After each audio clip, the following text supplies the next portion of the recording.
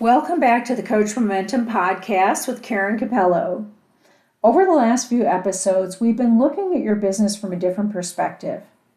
We've talked about your clients already being in your world, about the role conversations play in creating momentum, and about how much shifts in your business when you make a clean decision on who to work with. And what I want to talk about today builds directly on all of that, because it's something I hear often from coaches at this stage. There's a sense that the offer isn't quite right. It usually sounds something like, I think I need to change my offer, or I'm not sure if this is strong enough yet, or even maybe I need to offer something different. And it makes sense that your mind would go there because the offer feels like the thing that should unlock everything. And what I've seen over and over again is that the offer is rarely what's holding a potential client back. What's actually happening is that the way the offer is being positioned isn't allowing it to connect. Let me give you an example. I was working with a coach who had a strong leadership background. She was experienced, thoughtful, and she had a real ability to help her clients think clearly and move forward in meaningful ways. When she talked about her work, everything she said was true. She spoke about transformation, about growth, about helping people move forward. As I listened, I could feel it was all accurate, and yet it wasn't connecting in the way that it could. There wasn't anything wrong with what she was offering. What was missing was a clear point of entry for the person listening. It wasn't anchored in a specific challenge or a specific result. And because of that, it sounded very general. So when people heard her, they understood what she meant, and yet they didn't feel a reason to move forward. When I worked with her and we worked together, we didn't create something entirely new. We didn't overhaul her offer or change her direction. We simply refined how she was thinking about what she already did and how she was speaking about it. We focused on the moment her clients were in when they would reach out. What were they navigating at that point in time? What was at stake if nothing changed? And what would be different as a result of working with her? And once she started speaking in that way, everything began to shift. Her conversations became more direct. People could recognize themselves in what she was saying. The work itself hadn't changed. What changed was how clearly it was being seen. Now, this is something I see so often with strong coaches.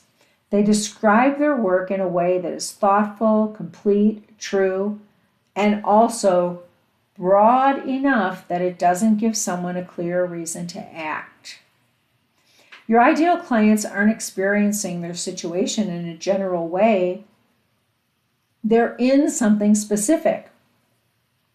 There's a decision they're putting off, a challenge that's taking more time or energy than it should, something that is asking for their attention now. And when your offer speaks directly to that moment, it lands in a completely different way. I heard a great metaphor for this. If there's a thirsty person walking in the desert, all you have to do is hold up a sign saying water. You don't need a fancy copywriter or persuasive language. Water. This is especially true for the leaders you're here to serve. They're used to making decisions on clarity. They don't need a long explanation. They don't need to be convinced, but they need to understand what your offer is, why it matters, and what changes as a result. So if you've been looking at your offer and thinking something needs to change, I want to pause here for a moment and consider something slightly different. Is it possible that your offer is already strong and it simply hasn't been expressed in a way that allows it to be seen clearly? Is it clear who it's for? Not in a general sense, but specifically. Is it clear what moment they're in when they would say yes?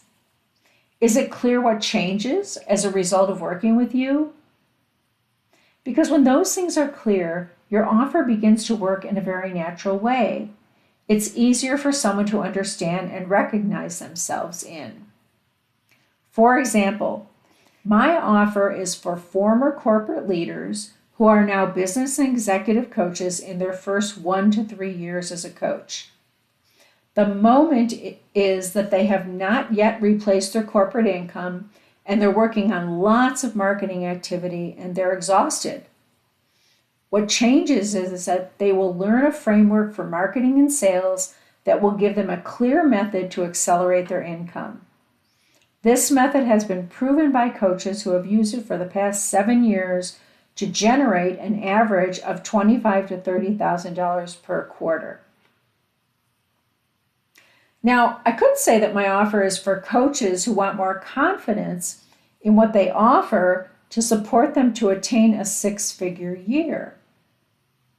Yet, see how specific the first example is versus the second? And what would you pay for that second offer for confidence? I don't know. So as you move through your week, I want to invite you to look at your offer with fresh eyes. Where might how you're speaking about it be too broad? Where could your message be more specific? Where could it reflect what your clients are actually navigating right now?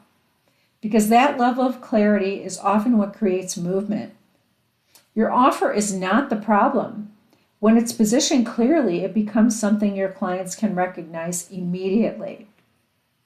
I'll see you in the next episode. Meantime, wishing you success with ease and joy.